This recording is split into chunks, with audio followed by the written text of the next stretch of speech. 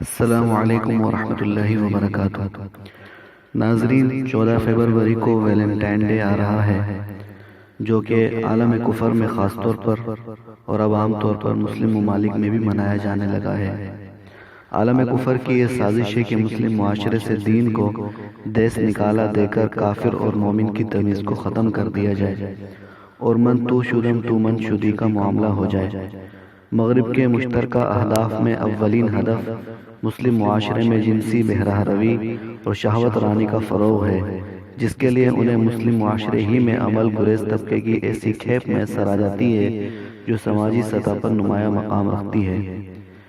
محبت کے نام پر یہ سارا گھناؤنا کھیل کھیلا جا رہا ہے، لیکن ہمیں جاننا چاہیے کہ محبت کیا چیز ہے، عشق کیا چیز ہے، اور ویلنٹائن ڈے کی حقیقت کیا ہے، اس کی ابتدا کیسے ہوئی اور یہ کہاں سے پروان چڑھا اور ہمارے ممالک میں کیسے پہنچا۔ کیا ہمیں یہ منانا چاہیے یا نہیں چاہیے؟ اسلام عشق اور محبت کے بارے میں کیا کہتا ہے، اس کے بارے میں انشاءاللہ تفصیل سے ہم آپ کو آگاہ کریں گے۔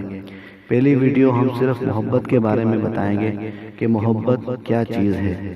محبت اور عشق یہ دو کلمے ایسے ہیں جن کا تعلق کیفیت سے ہے۔ ان کا تعلق گفتگو سے نہیں ہے، ان کا تعلق حالت سے نہیں ہے، بلکہ ان کا تعلق کیفیت کے ساتھ ہے، یعنی کیفیت سے ہی اس کو پہچانا جا سکتا ہے۔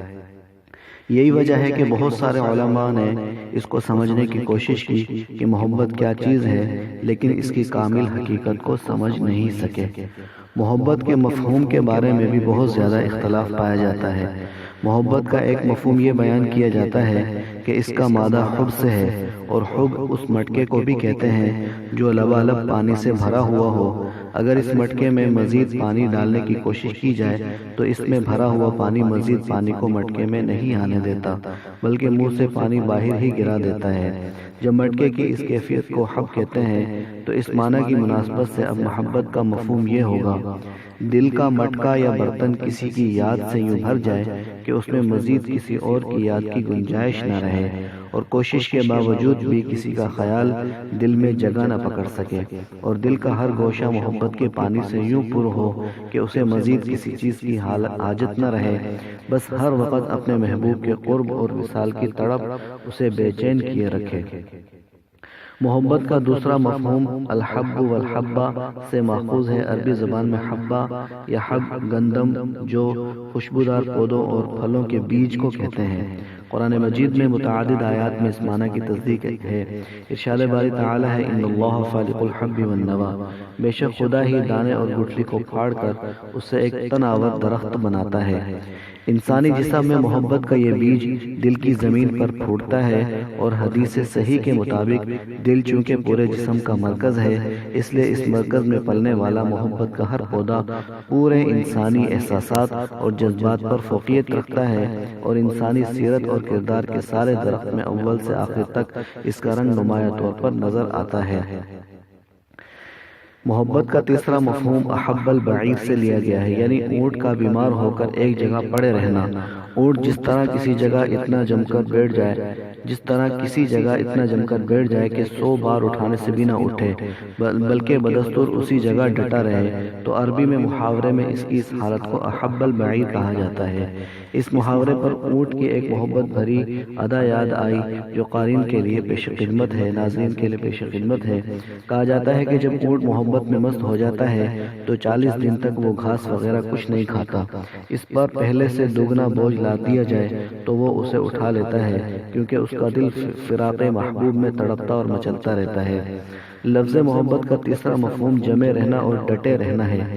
اسی مناسبت سے مولانا اشرف علی تھانوی رحمۃ اللہ علیہ نے ایک واقعہ لکھا ہے کہ ایک شخص نے 70 سال تک اللہ کی عبادت کی، لیکن اوپر سے یہی جواب ملتا رہا کہ تمہاری کوئی عبادت قبول نہیں۔ ایک دن ایک نوجوان نے سن لیا کہ اس عابد کو ہمیشہ یہی جواب ملتا ہے کہ تمہاری کوئی عبادت قبول نہیں۔ چنانچہ یہ نوجوان اس عابد کے پاس گیا اور اس سے کہا: جب تمہاری کوئی عبادت قبول نہیں تو پھر تم عبادت کیوں کرتے ہو؟ اس عابد نے کہا: ارے اللہ کے بندے، اس کے در کے علاوہ اور کون سا در ہے؟ بھلا بتا تو صحیح۔ چنانچہ وہ نوجوان سمجھ گیا کہ عابد جو کچھ بھی کر رہا ہے وہ بالکل صحیح کر رہا ہے، وہ غلط نہیں کر رہا۔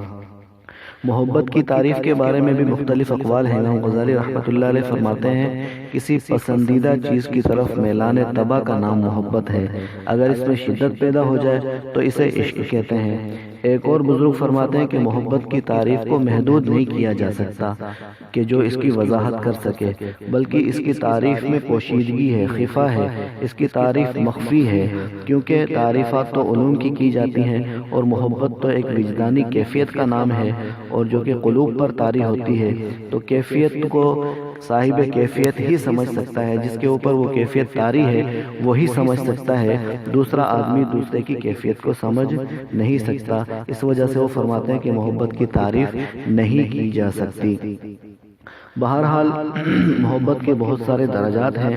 ایک گروہ نے کہا ہے کہ محبت کی انتہا عشق ہے، محبت کی ابتدا موافقت سے ہوتی ہے، اس کے بعد میل، اس کے بعد مودت، اس کے بعد ہوا، اس کے بعد خلت، اس کے بعد شفقت، اس کے بعد تتمم، اس کے بعد ولا، اس کے بعد عشق کا درجہ ہے۔ یعنی گویا کہ محبت کے 10 درجے ہو گئے: موافقت، موانست، میلان، مودت، ہوا، خلت، محبت، شفقت اور تتمم، ولا اور عشق۔ یہ 10 درجے جو ہے محبت کے ہو گئے۔